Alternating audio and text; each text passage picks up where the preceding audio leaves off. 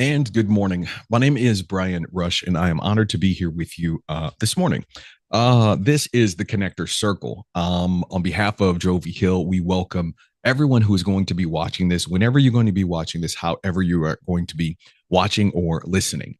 We always like to start off our day with something positive, something productive, and something that gives us better perspective. So, what we've been doing in Connector Circle is practicing the skill of connecting with others, practicing the skill of connecting with others. We believe in the word practice, similar to a law firm or medical office or medical profession. They consider themselves always in the practice of doing it. They're always working it out, always trying to hone their skills, and always trying to get better. Which that's exactly what we're trying to do every single time that we read, think, and meet about the different chapters of Everyone Communicates, You Connect. That's the book we're following right now, and that's what I'm going to be talking about. So today we are going to be talking about connection always requires energy. The first thing I want to do is use a cell phone analogy. So in order for your cell phone to do anything, and I mean anything well, it's got to have energy in that battery. It's got to be charged up to take those pictures, to film that video, to send those messages, to sending gifts and receiving video, like social media, all of the things. In order to connect with another phone or another video or another message, energy is required. There has to be energy in the tank for the phone to connect at its best level. I know after a certain percentage of energy, my phone doesn't do certain things. It reduces some of the camera functionality, some of the connective functionality, because it's like, listen, we've got to conserve because we don't have enough in the tank to do the connection that you want. Well, this is the chapter and what we get into in chapter 4 of Everyone Communicates, Few Connect. Connecting always requires energy. One of the first things I want to highlight is there were 4 unpardonable sins of a connector that was talked about in the book, and I'm going to pull those up real quick because I wanted to go over those really quick. So, connecting is intentional; it's not accidental. I'm going to get to that as well. The 4 unpardonable sins of a communicator. And I believe this is true for a connector as well. This comes out of the chapter. The 4 unpardonable sins: being unprepared. And so most interactions we can prepare for or put ourselves through the mental paces of being prepared for, even for an unplanned interaction. Being uncommitted is the second unpardonable sin. Have you ever been talking with someone and they seem like they're in your conversation and then they're out, then they're distracted, and then other things are going on? Uncommitted, uninteresting. And I even level that one up. Being uninterested is a bigger unpardonable sin. Being uninterested in the other person, or being uninteresting. And then lastly, being uncomfortable. Uncomfortable. If you're uncomfortable in an interaction, the other people in the interaction are going to feed off of the energy that you're bringing, and they're going to be uncomfortable as well. I think they're going to be uncomfortable as well, for sure. Um, and so they talk about the 4 unpardonable sins of the communicator, but before that, they say connection is intentional. It's not accidental.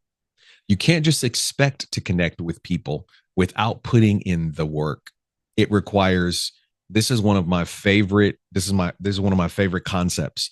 It requires proactive engagement. The connector has the burden of proactive engagement, and we give you some skill sets throughout this. Asking the right open-ended questions, asking the right discovery sessions. It's going to put you in a seat to where you are proactively engaging. You be curious first, right? So I love that part about it. Connection is intentional. It's not accidental.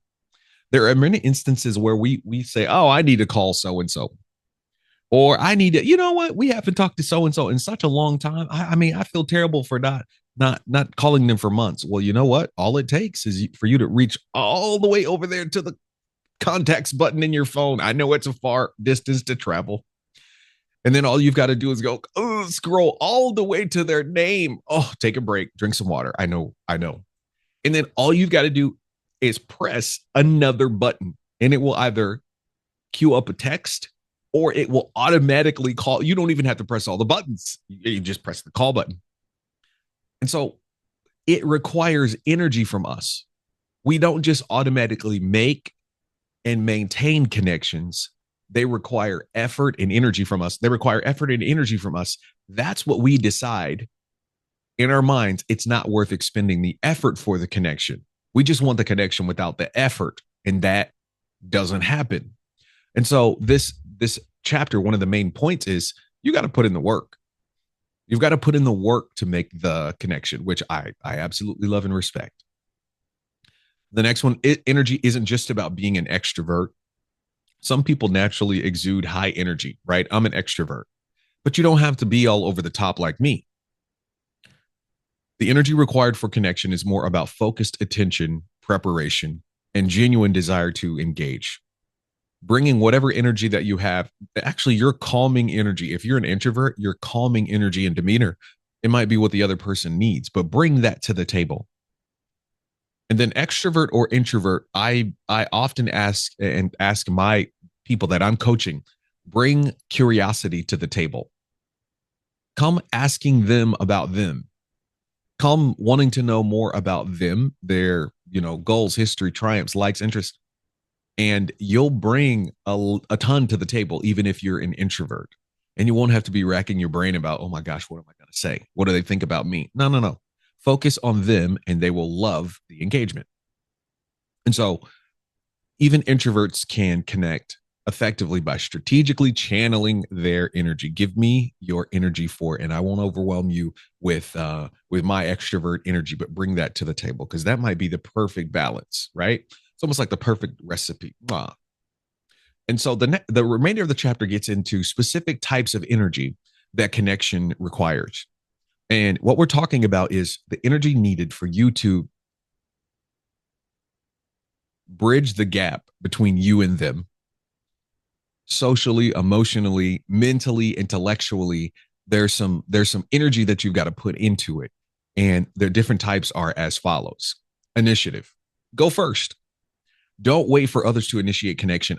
He started off telling this story about a church reached out to him and asked if he would be the guest speaker for their, I think I forget which anniversary it was of their church building. And he immediately responded, yes, of course I would. I'd be honored. And this is John Maxwell, famous author and leadership coach. And it was a big deal because that was actually the first church that gave him a job when he was a pastor back in the day. And so he was like, oh my gosh, I'm super excited. His wife was like, John, you've got to be intentional about how you connect with them. You're a totally different person now. John Maxwell went on to become a famous, internationally known speaker, consultant, motivation, coaching, leadership, all the things. And he's not the kid that's just starting out anymore. And so his wife cautioned him, don't assume that they understand you now, and don't assume that you still understand them now. Brilliant advice. Many times our wives and our spouses can be sources of great wisdom. And so he said yes. And so what he did was spend time calling, asking questions, learning about the congregation, learning about the people in the church. So his talk was a celebration of them. His talk was a celebration of them, not him coming there to be a big deal, him sharing the great stuff that he discovered about the people that were going to be in the room. To me, that's huge. That's huge. And so another type of energy. So he made the efforts first. Another type is preparation. Take the time to prepare your message and think about how best to deliver it. It consumes time and mental energy. Let me tell you, I had a very high impact interaction coming up where I was facilitating, but a lot needed to be said in a very meticulous and careful way, or everything was going to blow up. I spent so much time preparing, mentally preparing, technically preparing, professionally preparing, getting into the mind. Okay, what does the other person need out of this meeting? What does the counterparty need out of this meeting? I spent so much time preparing. I felt like I know what's going to happen. I know the reactions, and I know what I need to say then. And the work of the preparation allowed me to be successful and allowed it to flow with structure. So I cannot overstate the importance of preparing for an interaction, a conversation. Okay, I'm going to talk to my wife today, and I want to connect with her. I need to reserve some energy for her. I need to reserve some focus, and I need to reserve initiative. I need to go first. So I need to be prepared to probe and ask her how things are going, what's important to her. Well, what can I do for her in this moment? How can I help her win? Different things like that. All right. So the third type of energy is patience. Slow down and take the time to truly engage with others. Don't rush the process. And so John Maxwell made his sermon about the people in the congregation based on the work that he did to research about them, what they've done in the church, and he delivered a moment that was connective, not just a big time guy now talking to a small time group. It was, I praise the connection and the things that you have brought to the table, and I've done the work to learn. Patience. So my natural instinct is to go fast, get it done, produce, check something off of the list, move on to the next mountain to climb. That comes naturally. What doesn't come naturally is the energy of patience, the energy of putting on the brakes. I'm a natural accelerator, so it takes a lot more time for me to push on the brakes. It takes a lot more energy for me to push on the brakes. Slow down and take time to truly engage with others. Don't rush the process. And so that's what I'm trying to do whenever I'm meeting with people. I block off some time, but I don't get straight into get into trying to share information. What I get into is connecting. Let's slow down. Where are you right now? How has your day been? What's a recent challenge of yours, or what's a recent curiosity of yours? Stuff like that. And so selflessness, be a giver, focus on what you can give to others rather than what you can get. This shifts the focus from yourself to the other person. I'm going to say that. Focus on what you can give to others rather than what you can get. This shifts the focus from yourself to the other person.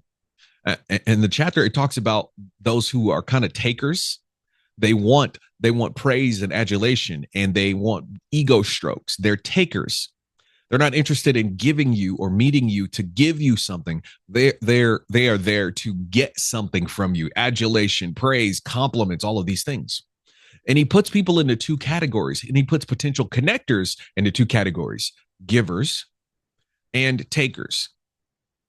And he said, people said that the reason why he is so easy to listen to is because he is a giver, meaning his communication is about giving them something that they may want or need or are interested in.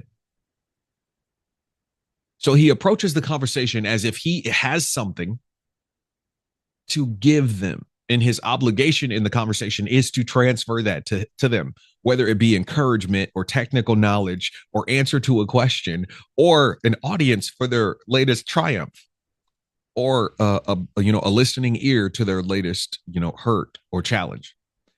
Give them that, why they came there. Be selfless in giving them that, and they will be enriched by the conversation or the connection. So I like that. How hard is it to be giving in conversations? And will you commit to maybe an action step of approaching your interactions with an intent to give rather than get? And what's the best relationships are the ones where people are committed to mutually do that. I'm going to mutually give you what you need. If you in turn find it in the kindness of your heart and the interest of your mind to return to me the interest in giving me what I need. Right? Because I need a listening ear as well. So that's cool. And then the last one is stamina, recharge. Connecting can be draining, so it's important to find ways to replenish your energy, right? And so you can't pour from an empty cup, as we say.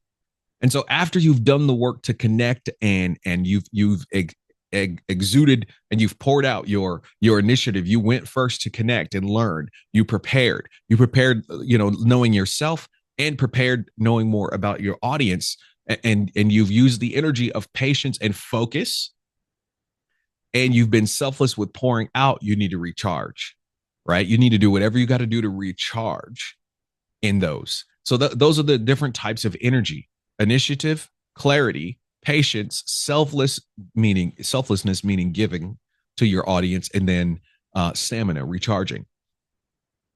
Another point: people you get out of it what you put in. The level of connection you achieve is directly proportional to the energy and effort you invest. If you come across as unprepared or indifferent, people will mirror that lack of engagement. I like that. People will mirror the engagement or lack of engagement that you put into the interaction. And so a great connector is positioning themselves in every way, physically and verbally, to connect with something that is important to the other person. Connect with that. And the other people, they say, man, I am in front of someone that is genuinely interested in me, and they are showing signs that they are present in the moment with me and not 1,000 miles away on an app or a notification on their phone or their smartwatch. So I like that. And you get out of it what you put into it. Relationships don't just happen. I mean, connection doesn't just happen, right? You have to put in that effort of curiosity and initiative and preparation and asking the right questions, making it about them for that connection to happen. There are some people on my connection list where I need to reach out and refresh the connection. So I like that. Credibility comes from personal investment. When you put your energy and genuine self into your communication, it builds credibility and helps others feel what you feel, leading to deeper connection. And so those are the main points of the chapter. I really like those points. I really like those points, and I really think they are accurate. Right? I like them, and I think they're accurate. The work that John did to learn his audience, to take the time to learn his audience without assuming he knows based on 25-year-old memories.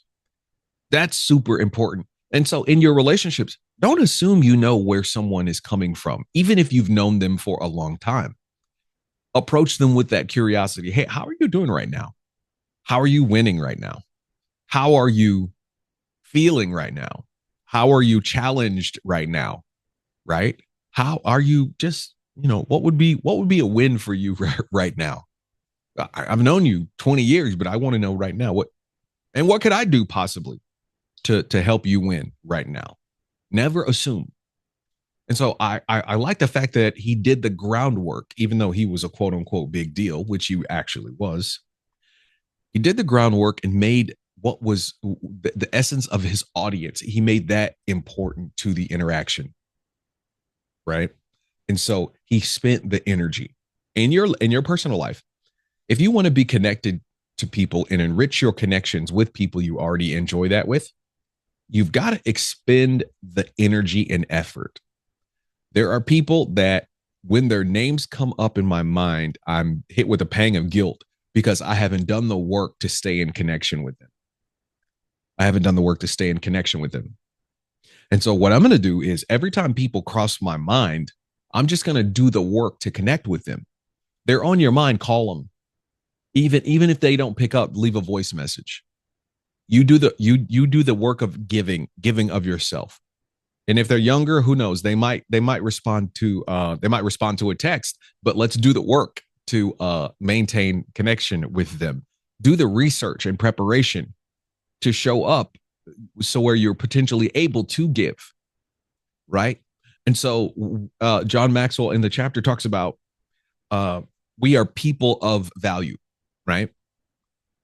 Being a person of value requires you to have value to then give.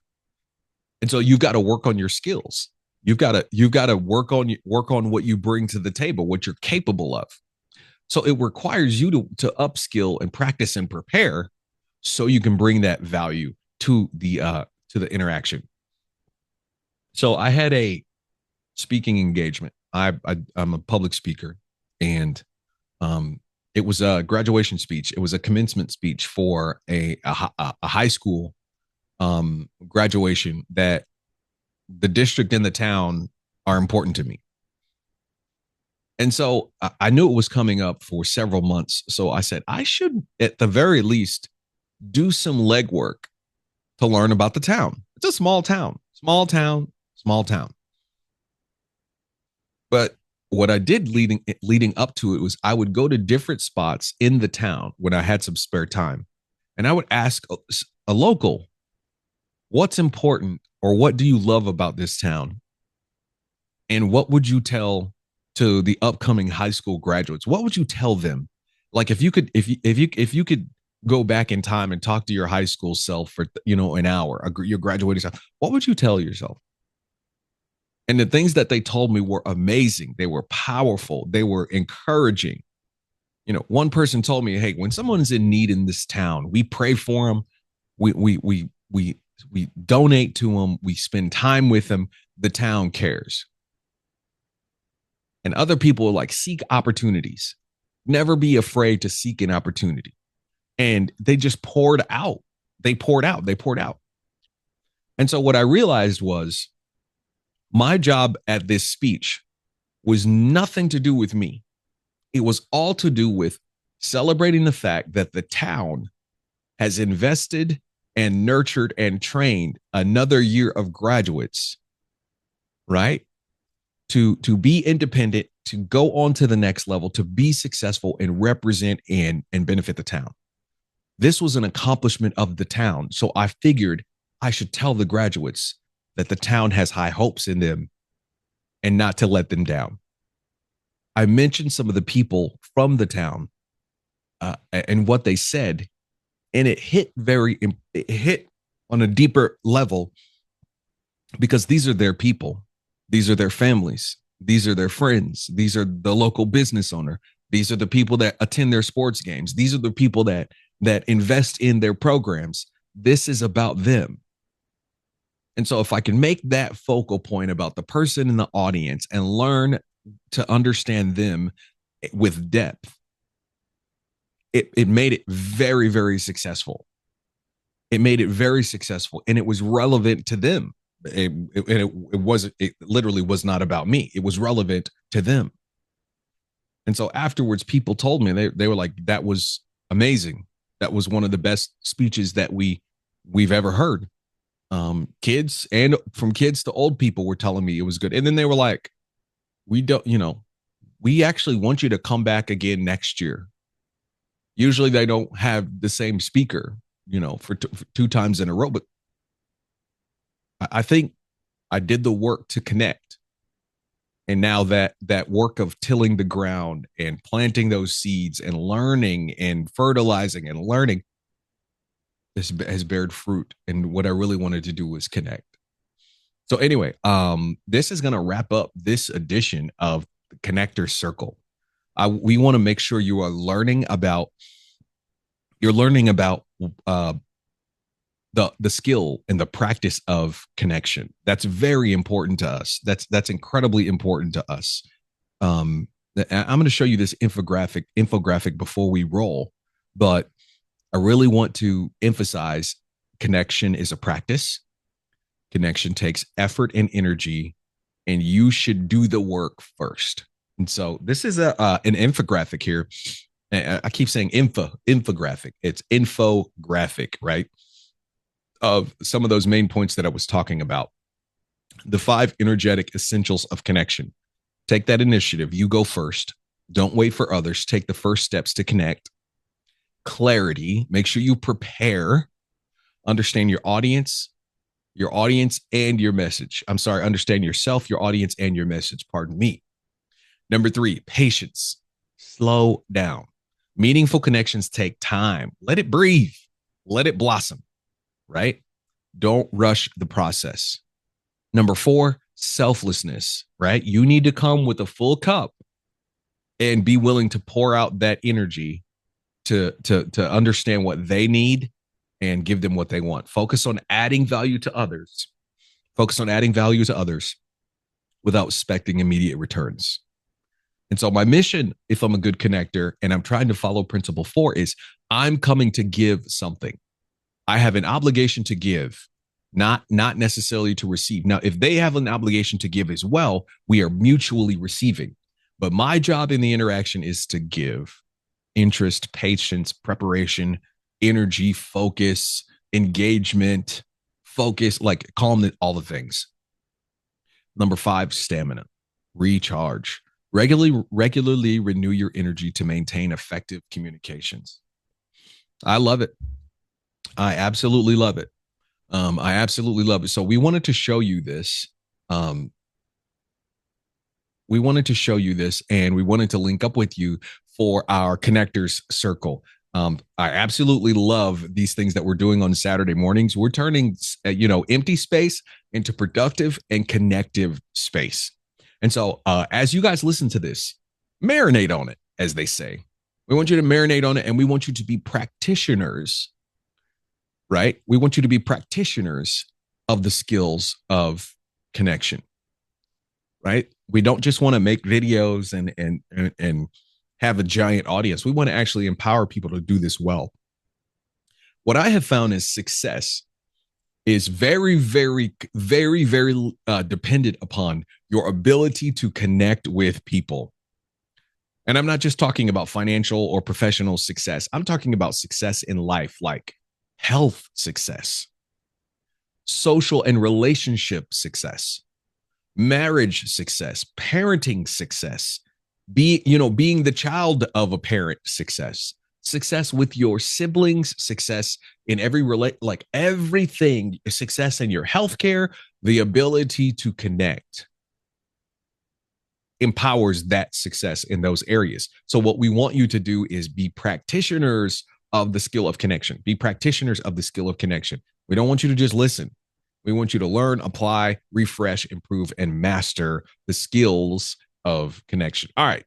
For Joe V. Hill, who's an amazing, amazing co-host, who's an amazing teammate at Team Builders Academy, who is an incredibly experienced professional and leader.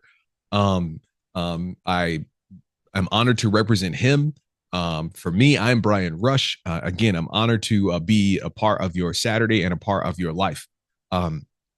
If we can help you with coaching, leadership development, working on the skills of connection, reach out to us. I'll put our contact information in the description, but that's all we have for this time. And until next time, my friends, connect, inspire, and win.